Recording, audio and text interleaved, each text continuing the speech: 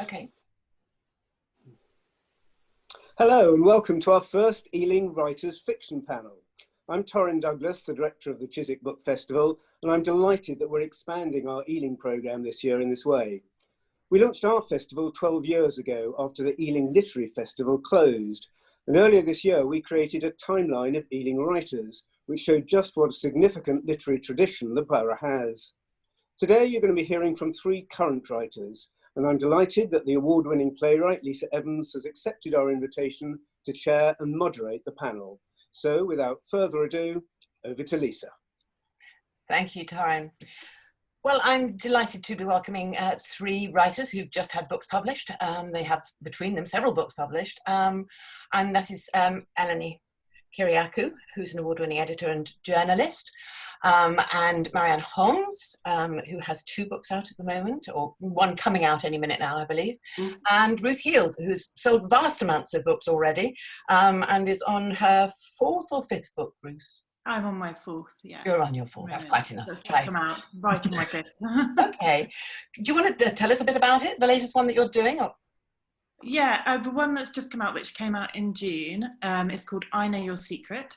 It's a psychological thriller, and it's about a marriage counsellor. She's very, very committed to her clients, but her own relationship is falling apart. So her partner's left her, she's got a 4-year-old at home. And then she's in this very vulnerable state, and a new client walks into her life who it's very unclear why she's there. She says she's there because she's got problems in her own marriage. And then throughout the book, different secrets come out and you learn how these women are related. And it becomes very much a game of cat and mouse as to who will be able to manipulate who, and the stakes get higher and higher. So that's basically it. Yeah. Wow, that sounds amazing. That's wonderful. Great. Thank you. And because you've written, they're all psychological thrillers, aren't they? That's your genre. Did you set out going, this will be the kind of writer I am? Well, no, not exactly. I spent quite a few years writing exactly what I wanted, but not really trying to publish it. And then there came a point when I had my daughter and was on maternity leave, and I thought, well, if I want to make this work financially and do this as a job, then maybe I need to think about it a bit more commercially. So I chose psychological thrillers. Firstly, I do like reading psychological thrillers, so that was a big component, but also because they were just top of the Amazon charts. And I thought, what can I learn from this? Let's try and write one. And then I've ended up writing 3 for Bookouture and another one coming, so there would be 4 for Bookouture. And I love writing them, actually, so it's turned into a really good decision. Wonderful. It sounds so easy when you put it like that. I edited out a hell of a lot of the bad bits there. We'll hear about those bits later. Thank you. Eleni, tell us about your first book. So the last time I saw you, in fact, was at your book launch, which was pre-COVID, sometime around the end of last year. What's been happening since then? Pre-COVID. It was only about a week pre-COVID, actually. It was in March, yeah. My book's called She Came to Stay. There it is there. And it's a historical mystery, I think, rather than a thriller. And it's about a young woman who comes here in the 50s from Cyprus and is here for a bigger, better life, and then gets mixed up with all kinds of trouble, particularly with another woman who is very alluring called Beba, and she kind of shows her London, shows her Soho, but then very, very gradually all the secrets unfold. More secrets, we love secrets. And her life is sort of hanging by a thread by the middle of the book. And so it's all about sort of toxic friendships, but also about family and can you ever really escape your past. And I also wanted to write a book about being Cypriot and coming here in the 50s as my parents did, because I just always wondered what would have happened if things had gone wrong for them. And this is that book, really. Yeah, wonderful. And the book, you've got 2 voices in it. How did you decide to do the voices in your book? Yeah, well, I started off, I wasn't sure who should be the main character, actually, and I switched a few times. But then I thought that the main character, who's called Dina, who's the young, impressionable woman who's come here, she's almost like the reader, so she's discovering things for the first time about her friend, Beba. So her voice is in first person, and the other woman is Beba is in third person. I just decided what I wanted to do was to have 2 women who were really quite different in many ways, on the surface, really different. So one is young and naive, the other is very stylish, looks like she's just stepped out of the movie, very glamorous, very knowing. But actually there's a crossover point. There's a point at which they kind of merge, and it's not that they become each other, but you see qualities in each of them that could belong to the other, and there's kind of a bit of a moral dilemma in the middle as well. Wonderful, great. And how is that doing at the moment? Yeah, I think it's doing well. I mean, who knows, COVID and everything. The hardback's out at the moment. I think the Kindle's done pretty well. The hardback's was out for a week or two before all the shops closed. But my paperback is now, we were going to bring that out in October. We've decided there's so many books coming out in October. So that's coming out in February, which I'm really pleased about, actually, just give the hardback a bit of space to breathe, really. But it's really exciting seeing in shops. It's lovely. Yeah, I bet. And Marianne, you've no, I read your first book. I haven't read your second one. Tell us about that one. The second one, tell us about All Your Little Lies, is about a woman who has a very quiet life, who almost accidentally gets caught up in a missing persons case. She phones up, believes that she might be a witness to this person going missing, and then she kind of can't get out of it. The police take her seriously, and she gets further and further into the case. And so it's really about how far she will go, and a little bit about why she's the sort of person that might happen to. I was very interested in some of the cases you see on TV when you hear that thousands of people have responded to police appeals for help. And I was wondering how many of those people could actually have really seen anything helpful, and what sort of person might phone up and what their motivations might be. So that's where it comes from. Oh, right. It's interesting, isn't it, that the sort of kernel of the thing that starts you writing something, that's something that kicks you. Ruth, what was that in your one? Was there one of those moments when that'd be interesting to write about? Yeah, well, I think for me, my first two psychological thrillers were about vulnerability of women and new mothers. So The Mother's Mistake is about a woman with postnatal depression who regrets something in the past. And then The Woman Upstairs is about a pregnant woman who has a doula come into her life who has bad intentions. And so I found that a really interesting vein, really, of like women's vulnerability and the situations women find themselves in, which make them vulnerable. But I didn't want to write so much about children anymore. So I was thinking about, in what relationships are you really vulnerable? And I thought about the relationship between a therapist and a client. And I thought, well, the client's quite vulnerable because they're revealing a lot of information. But also the therapist, if they're in their own home, is also pretty vulnerable because they're having someone completely unknown come into their home. And it was that idea that in that relationship, it's a really interesting power balance where one person seems to have a power but doesn't necessarily have to. So it's about that power dynamic between the two women. So it was really from thinking about vulnerability and power and where those relationships, where something really interesting could play out, what environment that would be. Yeah. And for you, Marianne, what was the difference from you starting from your first book and to the second one? Did you go, I want to write something very different? Had you had one lurking in your mind after you finished the first one, or? I think I'd had that idea lurking for a while. The big difference was that my first book, I just started writing and wrote bits and pieces and sort of added scenes together. And the second one, I decided to think about it more thoroughly before I started. So I didn't have to do so much moving around of the structure and so many extra drafts after that. So I actually did quite a bit more research into what I was going to say and into the sorts of things that might really happen, the scenarios that this woman might find herself in. And do you find, any of you, with research, that it's a really useful way of getting structure, or is research a wonderful displacement activity to stop getting on with it? It's a brilliant displacement activity, totally brilliant. Yeah, I recommend it. Well, research is just, my book's set in the 50s, and I could tell you so much about waitresses' uniforms in the 1950s, more than anyone would ever want to know. I mean, I go down into little sort of, I just go so deep into the research sometimes that I have to make myself stop. I have to literally turn the internet off and just say, I have to write now, because the temptation when you're interested in a subject is just, for me, is just to keep going and keep going. But also, I think it's a confidence thing. Do you think it's anything to do with your confidence that you absolutely. know what you're talking about? Because basically you sort of don't, do you? When you start off writing something, you're busking it. I think also, I mean, I feel also because I wasn't alive in the period that I'm writing about. So I've interviewed people and I've read stuff and I've done a lot of research, but at the end of the day, it's the small details that really bring something to life rather than the big events that most people know about anyway.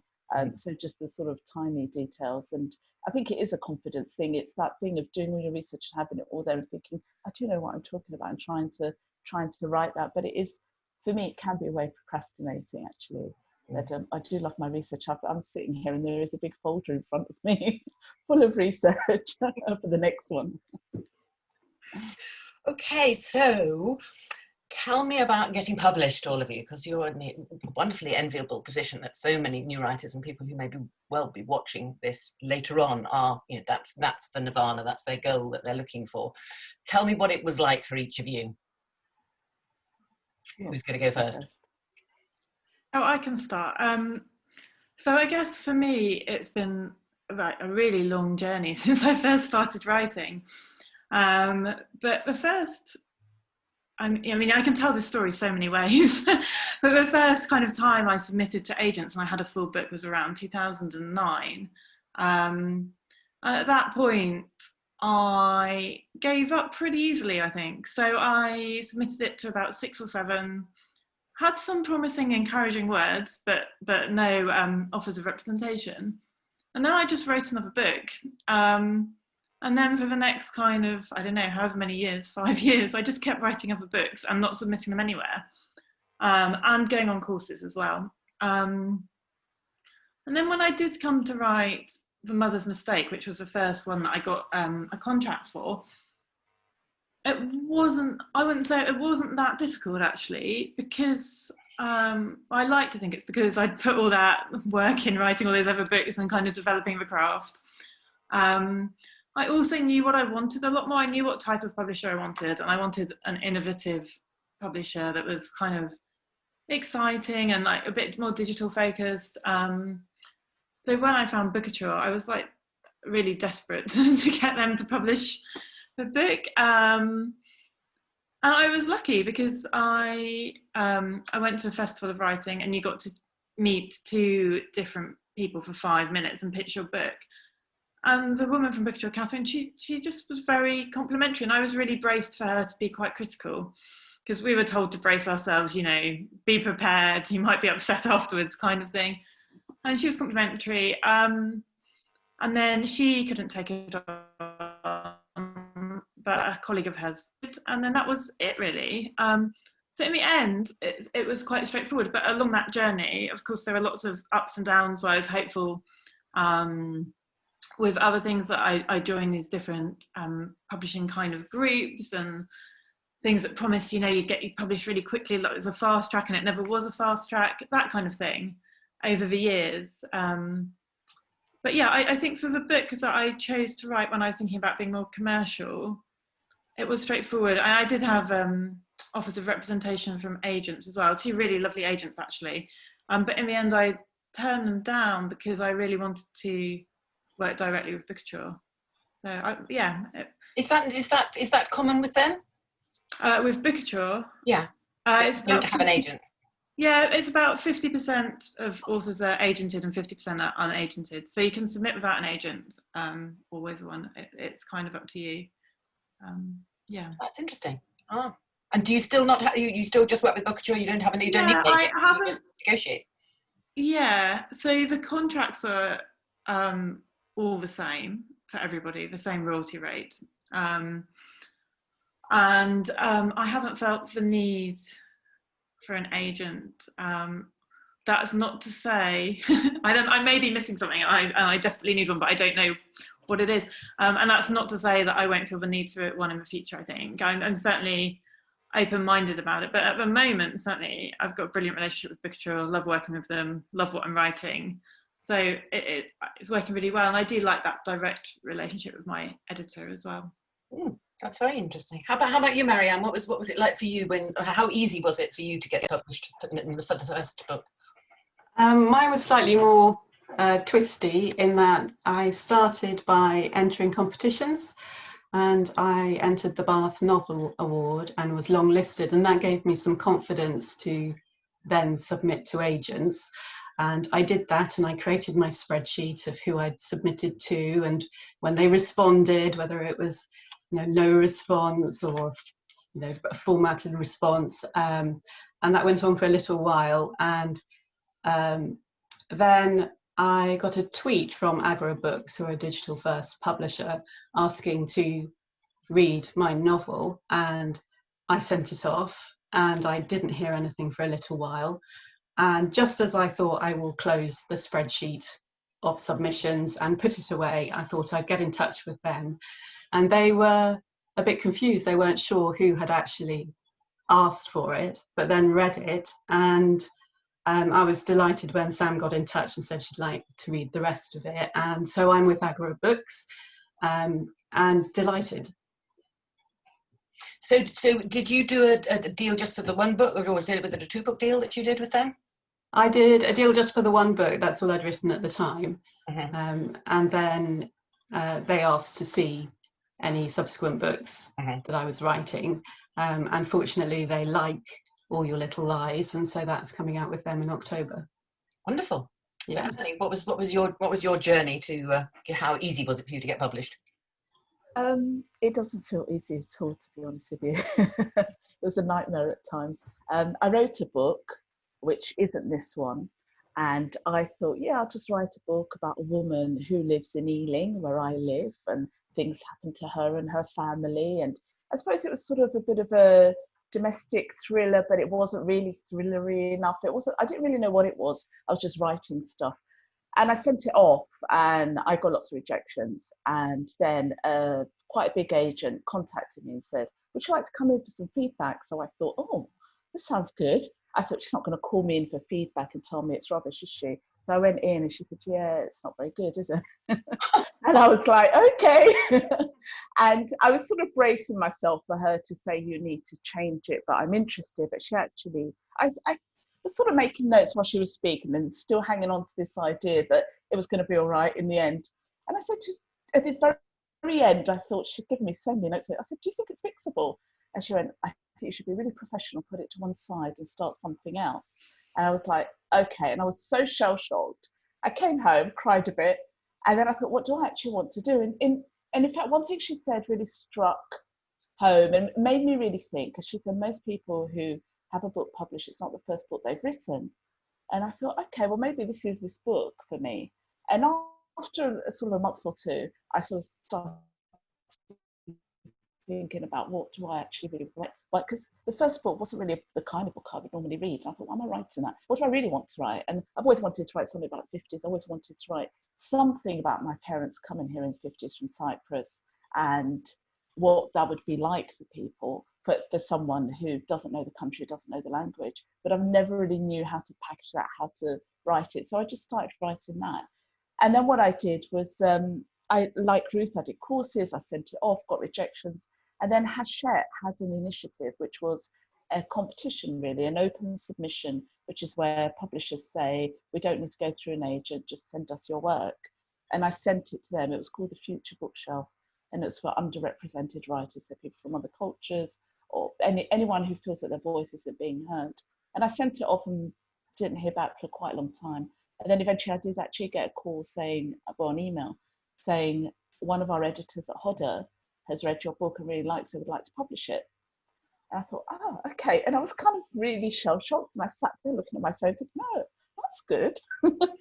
And then I didn't really know what to do with that. And the next day I spoke to them, and they said to me, if you want to get an agent, now would be a good time to try, because you'll probably have more, more behind you, really. So I'd already approached the Good Literary Agency, who had just started up, and they were starting up trying to get again, underrepresented writers into mainstream publishing. And I'd already sent them the first 3 chapters. So I sent them a note saying, by the way, this has just happened, and I know you haven't had my work for very long, but just thought you'd like to know. So they asked for the whole thing. Then they called me. We went out for coffee, and they offered to represent me. And they're amazing. They're really sort of innovative, and they are the Good Literary Agency.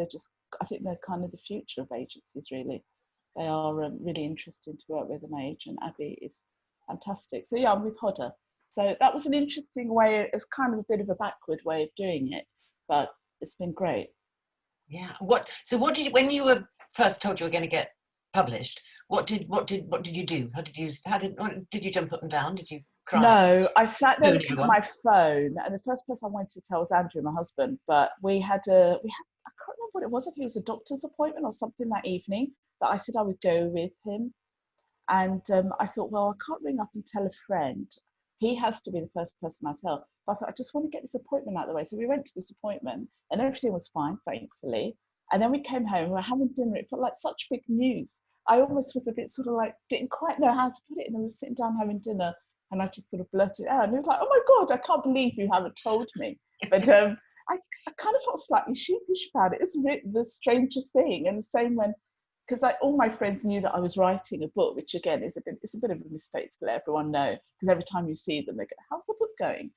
And when it's not going well, you just don't want to talk about it. So for years, people kept going, how's the book going? And then when it finally came to the point where I could say to people, guess what? It was a little bit, oh, guess what? You know, it felt quite odd. Didn't feel quite real for a while, not until I went to the offices at Hachette and, you know, met everyone, and we started talking about the plans for the book. It wasn't till then that I really believed it was going to happen.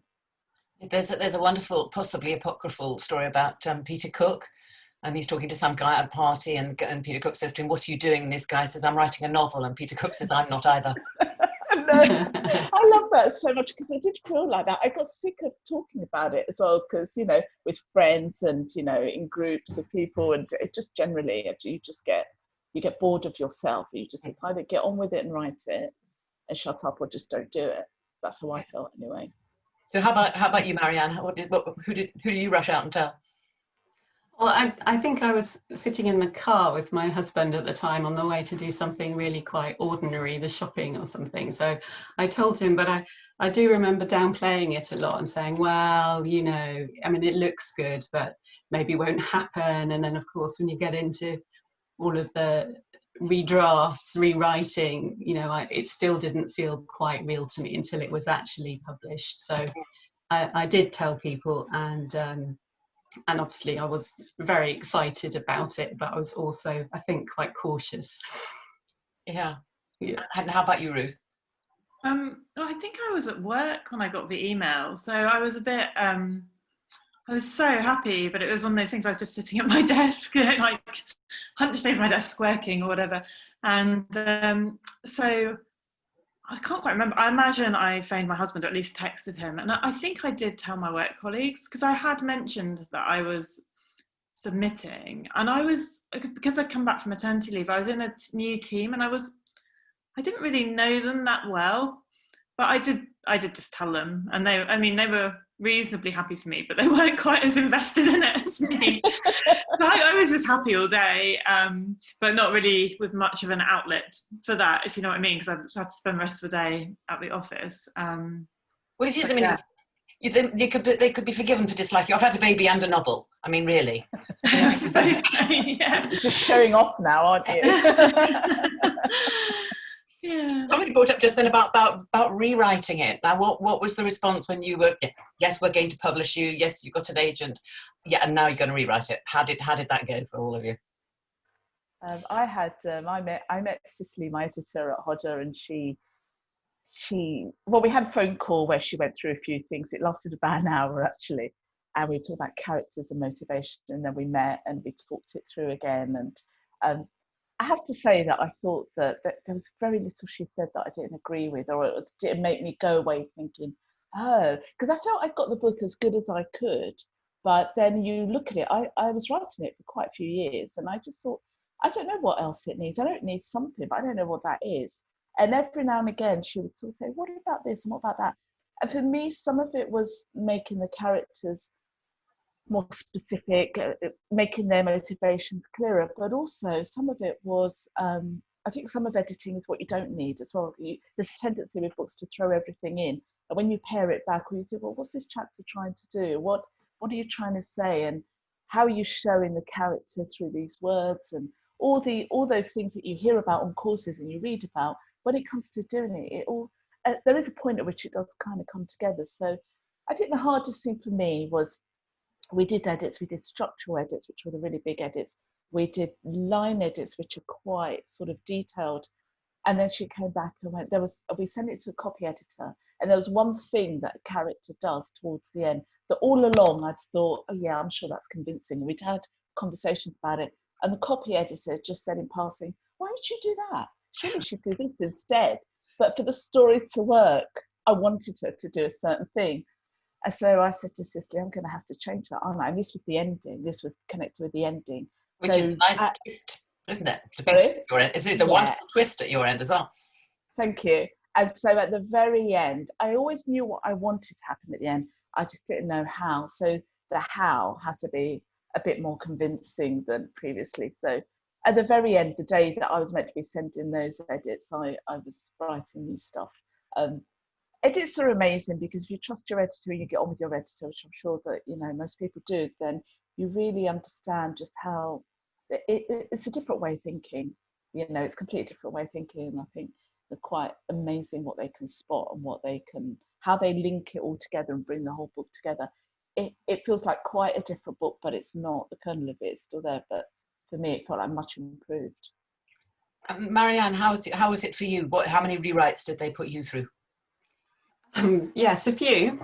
I think my experience is very similar to Eleni's, and in that there was nothing that was said to me that I didn't immediately see was right. There were maybe a couple of things that took me longer to work through, but I had, because there are 2 timelines in A Little Bird Told Me, I had a few structural rewrites to do in terms of splicing the timelines together. So that was quite interesting to see, to get a different perspective on how that worked. It was so helpful, and as Eleni said, definitely something that I couldn't see myself anymore because I was so close to the story and the way I'd written it.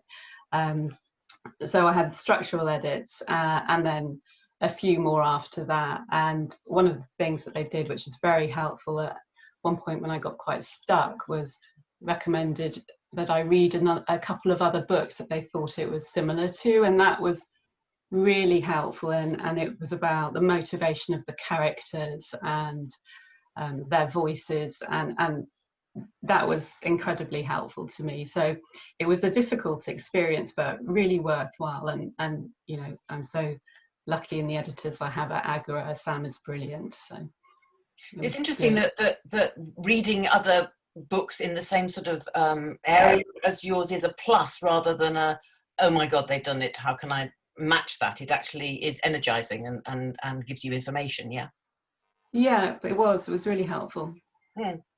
And how was your editing process, Ruth? It was good, similar to what the others have said. It was so useful, and everything that was said made sense to me. Structural edits, I think, were fine, but there's a bit of moving things about, and there are a few more bits that I decided to put in myself as well. But generally, it was just so nice to have someone really invested in the book who was reading it and wanted it to be a success as much as I did, and who had also so much experience of the genre that they had a professional eye on it. And I've been a member of writers groups for years, and it's always brilliant to get that feedback, but sometimes you get contradictory feedback. And it was so nice just to have, like, there's one authority on what to change and why to change it. And that felt really kind of safe and comfortable, and it gave me the confidence to make the changes and know that those were the right changes. Because I think often there can be more than one right way to take it. So a different person might have said something different, but I knew that I only had to listen to one person, and that was good, because her way was the right way as much as another way would be. So it always felt like it was really progressing and moving forward. And I think when I was rewriting myself, because I went through a lot of rewrites before I submitted, sometimes I'd rewrite it and I wasn't sure if it had actually moved forward. Because I'd be convinced when I started that that was exactly the right thing to do, to change it, to make it better. And then when I finished the rewrite, I'd be like, oh, maybe not.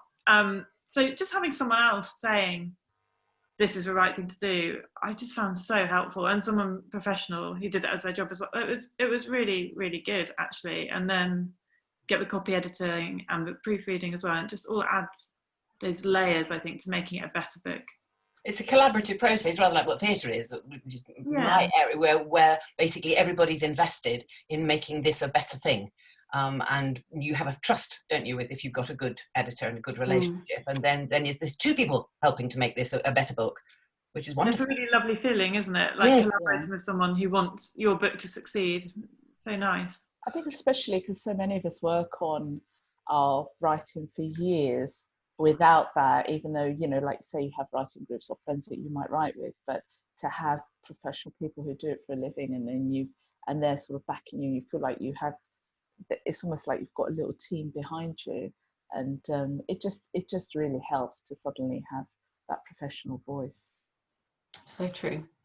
Because I think there is also that thing, isn't there, that most of us who are creatives think there's going to be on our gravestones, which is, we hope, is they haven't rumbled me, that, you know, basically busking all of this, and to somebody else to go, no, it's good, we're taking your, and we're going to help you make it better. Suddenly you've come in out the wilderness, haven't you? Yeah, I think also you write into a vacuum, don't you? That's why getting feedback is a good thing. But like you said, Ruth, it's has to be the right feedback. It has to be from people you trust, or people whose work you think understand what you're trying to do. And that's what your publishers are, isn't it? They're understanding, your editor kind of gets what you're trying to do. But you're writing into a vacuum, you're sitting there, you're writing day in, day out. And for years you could be working on something and then someone will just go, you can do better. It happens. I'm proof that this happens. So what do any of you wish you'd known when you were writing your first novel that you know now? What would be? I think just how you long. Published in the end, but yeah, sorry, Marianne. I was going to say just how long it can take from the first idea and sitting down on the first day to write, how long the whole process takes. And to some extent, you're in control of your own writing, but obviously once you get into the publishing or looking for an agent, then it's somewhat out of your hands. So that, I think, is something that would be useful to know. You need to have the resilience to keep going through all of that. How about you, Ruth? Do you have what you wish you'd known? Yeah, I think what Marianne said is exactly right, that every writer who's published that you meet, the thing they have in common, as well as being good at writing, is the resilience. Because everyone has had to keep trying and occasionally failing again and again, actually, usually, and then eventually it happens. But it's that ability to kind of keep getting up and keep on going is what people really do have in common, as well as the writing. And the stories you see in the paper, you don't always see that side of the story. You just see the big advances, and you see the people after the struggle and the success and the congratulations, but you don't necessarily see the journeys to get there. So I think more visibility of those kind of journeys would be really useful.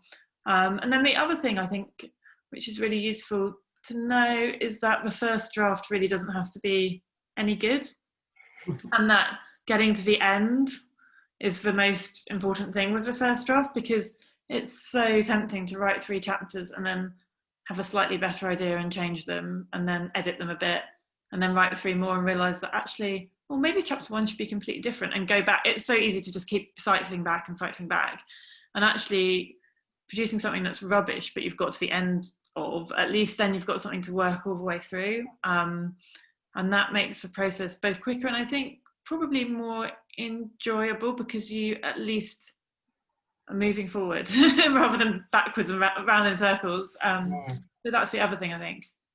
Yes, I would say that's very true. How about you, Eleni? What would you I was going to say the first draft thing actually, because I think what I did with the first book is I worked ages and ages on the first few chapters and polished it according to what I thought was great. And then the rest just kind of went, you know, just carried on. And so I remember a friend once saying to me, "I don't worry too much about the beginning because they'll make you change it anyway." I thought, okay. I mean, the beginning has to be great because that's what you're sending off, obviously. But I think Ruth's point is that, you know, it is that you just got to get it down. It's going to be rubbish and only you need to look at it. No one else needs to read it. And then you sort of build with layers. So then you go back and then you look at the story, or you want to look at the characters. And every time you do a draft, well, this way I do it, every time I do a draft, I look at something else. So say if I think there's something about the plot that isn't convincing, then that draft will be about plot and I try and ignore the other bits. Or if it's something about dialogue, or if I think, oh, I need a bit more atmosphere in here or whatever. And that's how editing works as well. Sometimes you sort of go through, you do characters, you do whatever it needs. So getting the story down, just knowing that you can get to the end, kind of the first draft is telling yourself the story in a way, isn't it? It's telling yourself what you want to write. And then after that, you can think, okay, now how do I want to tell this to other people? I think this is why so many people who do want to write a book only get to a certain point with it. They're so worried about it being good.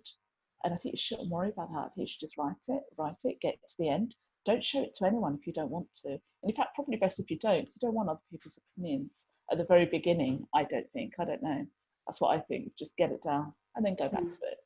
Because the first time you write a whole kind of novel length piece of work, that number of words is quite daunting. Oh, yeah. So it's almost just a huge success to get that many words and go, okay, I can write this body of work, therefore I can go back and make it better. And I certainly remember getting to however many words it was and thinking, oh, you know, maybe it could be a book. So keep going, definitely.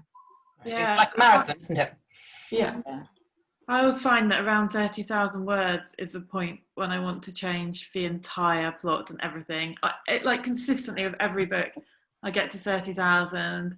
I'm like, ooh, I've got a slightly better idea for this book. I'll just rewrite and every time, or I can't quite see where it's going to go forward or how it's going to get to the end. So I usually have a beginning in mind and the end in mind, and then get to this kind of middle bit, and I think, oh, I've got a better idea. And I have to ignore that voice. I mean, that's the biggest thing for me, I think, ignoring that voice and getting to the end of this book and saying, you know, that idea could be another book. You don't need to weave it into this book. It's completely separate. It's always possible, isn't it, just to write that idea down on a piece of paper and put it over there and just carry on with your own trajectory. Yeah, but you have to make yourself do that, or at least I really have to make myself do that instead of getting excited by the kind of shiny new thing. I think there is something about 30,000 words, because I watched something with the writer Ian Rankin on TV, and it was an Alan Yentob Imagine thing, and he was following him writing a book. And when he got to 30,000 words, he just stumbled, and he had that feeling of, I'm writing the wrong book, or I should have done this differently. And his wife said, is it 30,000 words? He said, yeah, it's 30,000 words. And so it kind of, I think everyone, it's almost like you're almost halfway, but you're not, and you've still got a chance to turn around and go back the other way. And perhaps that's what it is. I'm actually at 30,000 words with my next one now, and I'm going through this at the moment. The wall, as in again. Yeah, exactly. Yeah. And so what feed? I mean, clearly writing yourself, you know, notes or reminding yourself it's the 30,000 and things. So what else feeds your process? What is essential to you for your writing process? I mean, is it you know, Virginia Woolf's own room and a private income, or is it good childcare, or an impending electricity bill and a sort of fear, or what is it that helps you get on with your job of writing? School, definitely. School for children, that's brilliant. Yes, a bit of time, but it's different things at different times in the process. I think when I'm trying to think of a plot or think of a story, then I need peace and quiet and a fair bit of headspace. But then when I'm just and know what I'm doing and I'm just writing down, then I can be a bit more flexible. I don't need as many big chunks of time. I could write in a cafe or somewhere. So for me, it changes a little bit, what I need and how I go through it. Mm-hmm. What about you two?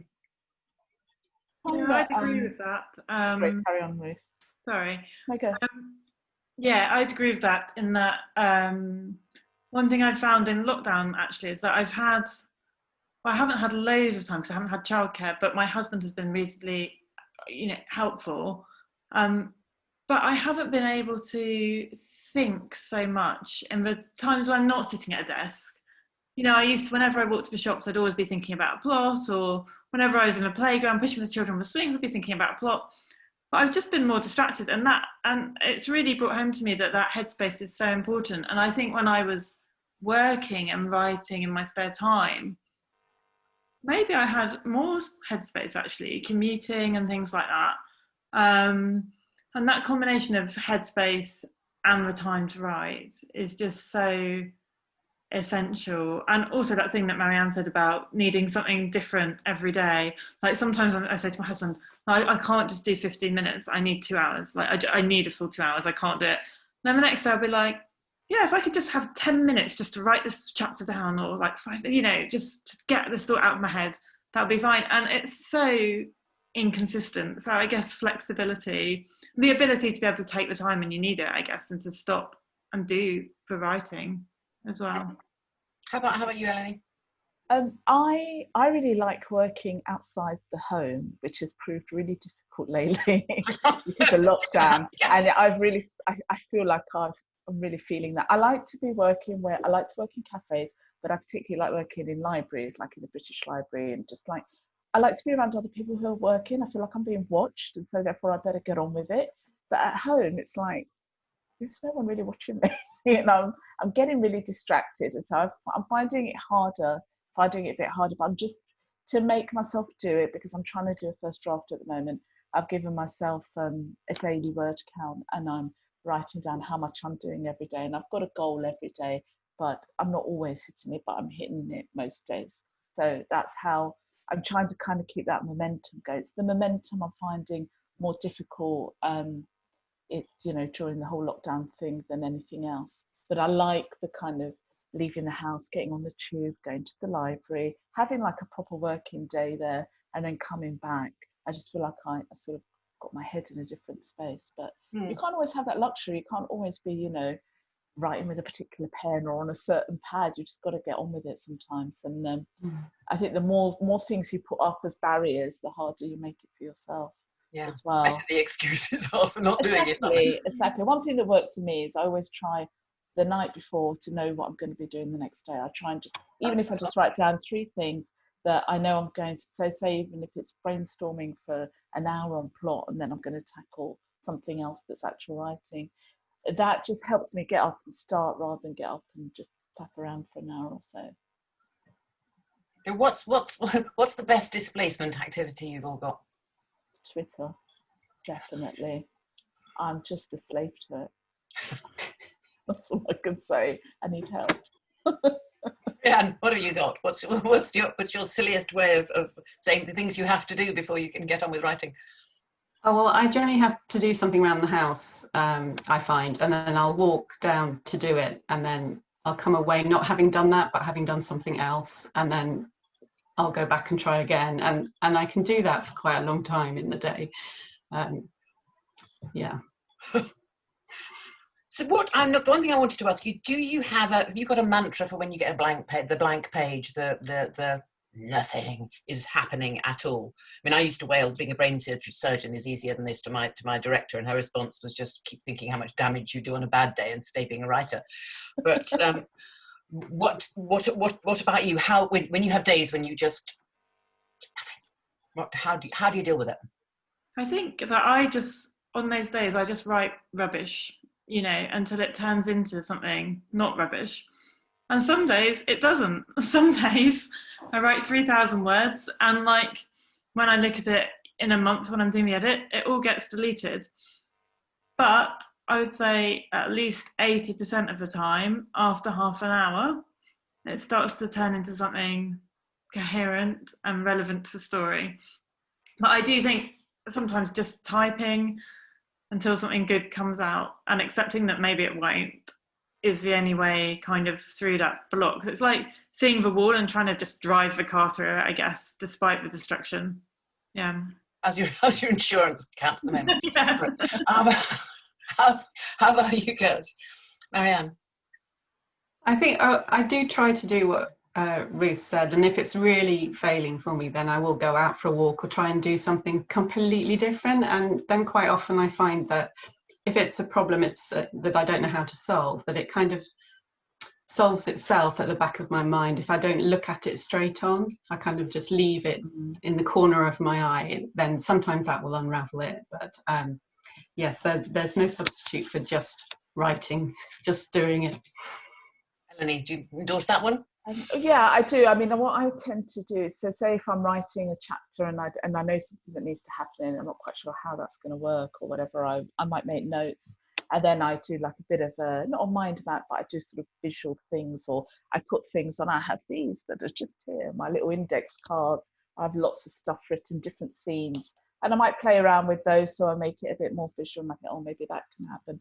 But what works for me sometimes is that if I'm trying really hard to do something and it's not happening, is I choose a different scene or I choose another bit in the book. I don't necessarily write things chronologically. So at some point you have to make those links and make that all work. But I quite like doing that. If there's a scene that I think, oh yeah, I know how that's going to go, or, you know, so I think, okay, we'll do that. Then at least you're doing something, you know. So my issue is if I step away from it, chances are I won't come back to it. So I need to be at the laptop doing something, or at least scribbling things down on index cards. So I feel like I've been productive. Oh, good advice, thank you. And what you said, Ruth, a little earlier about that, you know, rejection comes with the job title, doesn't it? But that's all very well to say, isn't it? But it's when it's your heart, liver, and lights on a platter, you just hand it to somebody and they said, no, thank you, we'll put it in the bin. Yeah, that's hard to deal with, and pick yourself up and carry on making stuff up, which is what we sort of do. So how do you do it? What's your sort of PPE for handling it? That's a really interesting question. I don't know that I've got a successful way of handling it at the moment, except because I think even once you're established, there's still reviewers who aren't going to like your books. Yeah. You know, there are loads that do, obviously, but it's hard not to focus on, you know, that occasional one star that you get. So you've just got to have such a thick skin, and I think as writers you often don't, actually, because it requires a level of kind of empathy and understanding of characters to be able to write in the first place. So it's an unfortunate kind of combination of circumstances. But I mean, you know, when I get a rejection or a one-star review or whatever, I moan a lot to my husband, basically. That's all I can think of that I do, or I go out for a walk, or I don't know. It's I think it gets, the more rejection you get, the easier it gets to deal with, because you always, especially once you start to have those acceptances and you start to have the good things, you know that you can be rejected 10 times and something good can come along. Mm-hmm. So you've almost, I think, and I think this is the point I've got to now, is that I just see it all as part of a process. Right. So this is what every writer goes through this process. And every rejection kind of takes you closer to the next good thing, or the next acceptance, mm-hmm. or the next 5-star review, or whatever. It's just there, and it's going to happen, and you kind of roll with it, really. That's the way I've started to think about it. That sounds good. How about you, Marianne? How do you deal with rejection? I think it's difficult. I agree with Ruth that there are, you know, sometimes it's harder than other times. But for me, it depends what else I've got going on. So if I'm already working on something else, if there's other stuff going on in life, then that's much easier to handle. And it does seem to be part of the course. You know, not everybody likes all books. I don't like all types of food. It's fair enough. People are allowed not to like your book and say so. That's absolutely fine. I'm quite task focused, so I find that if I have other things to do, I can put it to one side and say, well, this is fine, this is what it is, and now I'm going to go and do X and get my head into that. That's what I find helps. Mm-hmm. What pearls of wisdom have you got for how you deal with it, Eleni? I deal with it really badly. I don't want to hear the truth. I'm really insecure. I mean, it really depends on my mood on the day. I mean, some days the rejection can be awful, and other days I think, hey, yeah, but I've written a book and you haven't. So it really just depends on how I'm feeling. But it is personal. It feels personal, and I think it is hard. And like Ruth says, you need to be quite thin-skinned in some ways to be a writer. But you know, you need to build up that resilience. You need to know that it's part of everything. And I think this is why it's really important for people who want to be published to be entering competitions and putting themselves out there. You know, you could have written a great book, but if no one sees it, who knows? You know, it always needs to be on someone's desk. That's what I was doing when I was sending my book off and it was getting rejected. I knew I had something, but I just didn't know how to turn it into that book. And I think as long as it's always on someone's desk, it's always with an agent, it's always out there in a competition or something, then you never know. Today might be the day you get the call. But without it being out there, you don't know. And someone's got to get through. Someone's going to get the yes. So it could be you. So I think when I'm feeling kind of positive, that's what I tell myself. I think, well, why not, you know? But it's interesting because as writers, I think we move the goalposts. So to begin with, it's like, I want to finish this book. I don't care if anyone reads it. I just want to finish it. So then you finish it. Then it's like, I want my friends to like it, or want my writing group to like it, or whatever. And then it's like, I want to get an agent, then a publisher. Then it's like, but I want the window at Waterstones. I want the Booker Prize. You know, you suddenly, you've gone from wanting to finish a book to wanting, you know, to be a #1 in the Sunday Times bestseller. So it's very easy to move those goalposts. So a really good thing to do is to look back and see how far you've come. And maybe just look and see, you know, what those early drafts were like, because they're very different to what you've ended up with. Seeing how far you've come is a really good thing. Kind of keep sight on what you're trying to do. And have all of you done courses and competitions and things like that? And do you reckon any of it has been wasted money, or has it all been well spent? I've done a few courses, and they have been really useful. I did a Curtis Brown course, and I also did what's now called Jericho Writers, which was then Writers Workshop, and they were really good courses. I think you can get to the point with courses where you're doing too many courses. I think there comes a point, if you're doing a course for a specific reason, so for example, if you're doing a course that is specifically about editing your novel and you've written it, and then fine. But I think there is that danger of just spending lots of money on doing lots and lots of courses and then not really making headway. I've found them really useful, the ones I've done. I found them really useful. And there's some really good free stuff online now as well, which is great.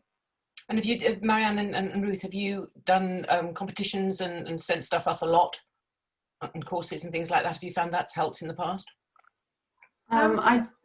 Sorry, Marianne, go. I did submit to competitions, and I found that useful because there's a discipline to getting it in time, and writing a synopsis, getting the first 3 chapters or 50 pages or whatever it is. That was quite helpful. And then handling, you know, rejection or not afterwards was useful. After going through the editing experience with my first book, I did do a plotting under the Writers HQ so that I was better prepared for the second book, and that was really helpful, and I certainly followed a lot of their advice, so I found that very useful. That's probably as many courses as I've done, really. And Ruth? I also did the Jericho Writers course. I think it may be the same one as Eleni, but I'm not, in a different year, definitely.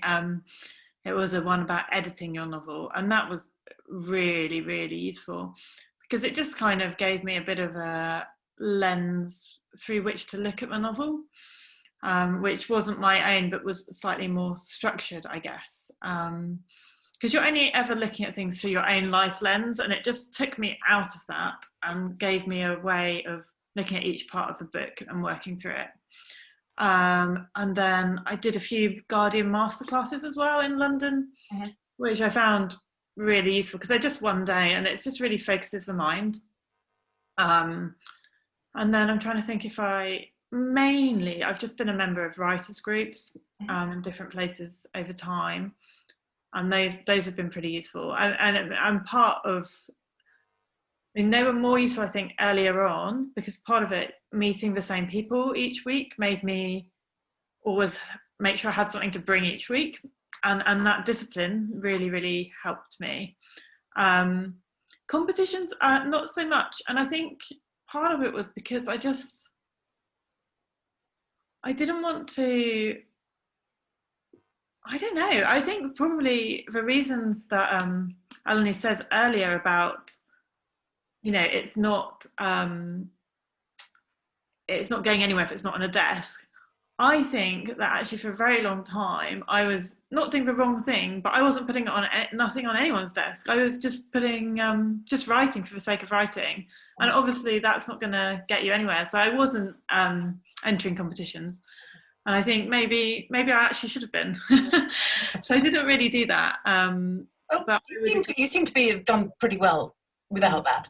Yeah. I mean, it's probably 12 years later. And there are, you know, I think success and things like that depends when you ask someone, doesn't it? If someone had asked me however many years ago, then that could have been sounded like the end of the story. Like I wasn't going to, I mean, I had self-published a book then, but it would have sounded possibly like I wasn't going to publish anything else. You know, if you ask me in 5 years, who knows what the story, what the narrative will be. We're just at a point in time, aren't we? And it's really interesting, I think, how people describe success or failure, and how we're kind of very tied to that narrative of like, this is the peak, this is where I am, I've got to this point, or I've failed, or I've been rejected. But really it's all just kind of flows along and it's all part of a journey, I suppose. So it sounds a bit philosophical maybe, but you know, there will be more failures and there will hopefully be more successes, but at this point I'm really happy with how things are going. Wonderful, thank you. I think that's a very good note for us to end on, and hope that I press the record button and we don't have to do this all over again. And I would just like to thank you, Eleni Kiriakou and Ruth Heald and Marianne Holmes. Now then, if you could just, ladies, for the camera, because there are going to be some shots that are going to be taken after this out for publicity. If you'd like to hold up your book so that we've got a nice shot of you looking at the camera with your book, your latest book, and then that'll be good for publicity for this event. Not in front of your face, Marianne, no. It's always one, isn't there? There's always one. Marianne is the book one. Looks nicer. Thank you all very much indeed for being part of this Ealing panel for the Chiswick Book Festival. Thank you. Okay, I'm now going to switch the off button.